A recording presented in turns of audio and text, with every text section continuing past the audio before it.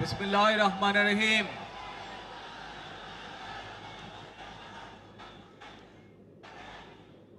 প্রিয় বাংলাদেশ, উপস্থিত প্রিয় মুরব্বীবর্গ, মঞ্চে উপস্থিত জাতীয় নেতৃবৃন্দ,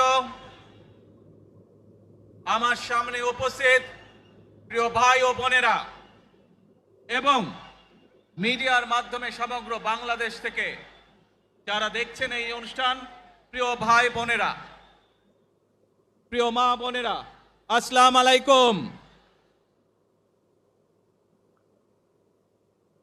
প্রিয় ভাই বোনেরা, আজ প্রথমেই আমি রব্বুল আলামিনের দরবারে হাজারো লক্ষ কোটি শুকরিয়া জানাতে চাই।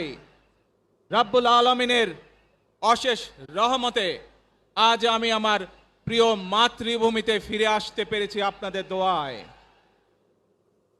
আপনাদের মাঝে প্রিয় ভাই বোনেরা, আমাদের এই প্রিয় মাতৃভূমি 1971 সালে লাখো শহীদের রক্তের বিনিময়ে অর্জিত হয়েছিল।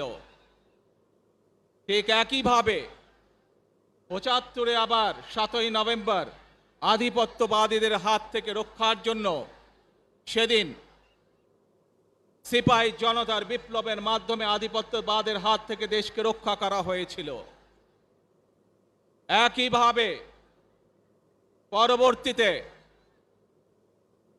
90-এ স্বৈরাচারের বিরুদ্ধে এদেশের জনগণ, এদেশের খেটে খাওয়া মানুষ তাদের গণতান্ত্রিক অধিকারকে ছিনিয়ে এনেছিল।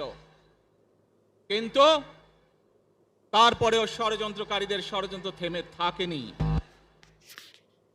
আমরা তারপর দেখেছি 2024 সালে, 71 সালে এই দেশের মানুষ যেমন স্বাধীনতা অর্জন করেছিল,